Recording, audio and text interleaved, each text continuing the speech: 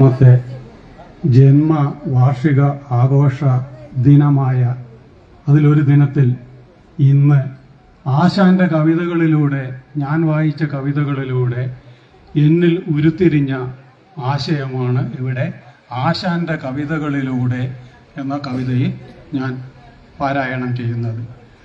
വീണപൂവൊന്നിന്റെ നൊമ്പരം പേറി ജീവിതത്തിനു നശ്വര ഭാവമോദി മാനുഷ നിന്റെ ഭൗതിക ജീവിതം ശ്രീഭൂവിലസ്ഥിരം അസംശയം എന്നു ചൊല്ലി കേവലം ക്ഷണഭംഗുരം എന്നാവർത്തിച്ച വിശ്വമാനവ സ്നേഹഗായക പ്രണാമം.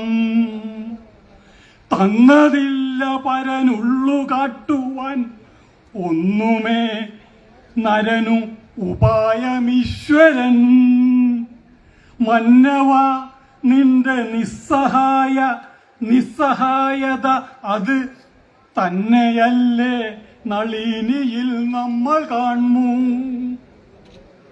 മൃത്യുവിൽ പോലും വേർപെടുത്താത്തൊരു മാനുഷ ദിവ്യപ്രേമമൊന്നു മാത്രമോ ലീലേ നിന്നിലൂടാശാൻ ഭാഷയിൽ മുന്നിലെത്തിച്ചു കാട്ടുന്നതോർത്താൽ ജാത്യ അനാചാരങ്ങളിലൂടെ ചരിക്കും മർത്യ നിന്റെ ശൂന്യ ജാതിബോധം ചണ്ടാല ഭിക്ഷുകി എന്ന കാവ്യമതിൽ മിഥ്യ എന്ന് ചൊല്ലിയില്ലേ ആശാൻ.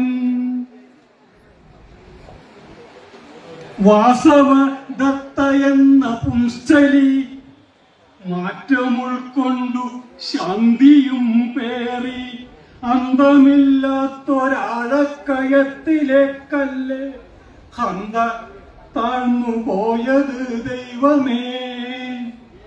സാവിത്രി എന്നൊരന്തർജനം ചാത്തനെന്ന ഒരധസ്ഥിതനുമായി ജാതിക്കോട്ടകൾ തല്ലിത്തകർക്കുവാൻ പ്രേമപാത തീർത്തില്ലേ ദുരവസ്ഥയിൽ.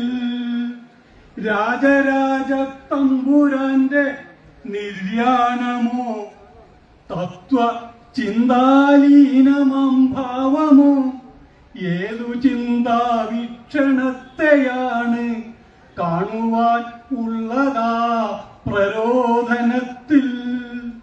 തൊട്ടുകൂടാത്തവർ തിന്തിക്കൂടാത്തവർ ദൃഷ്ടിയിൽ പെട്ടാലും മാറ്റി നിർത്തേണ്ടവർ ഒത്തൊരുമിച്ചു കൈകോർത്തു നിന്നതാ ജാതിമത വൈരങ്ങൾ മറയ്ക്കുവാൻ ശ്രമിച്ചില്ലേ.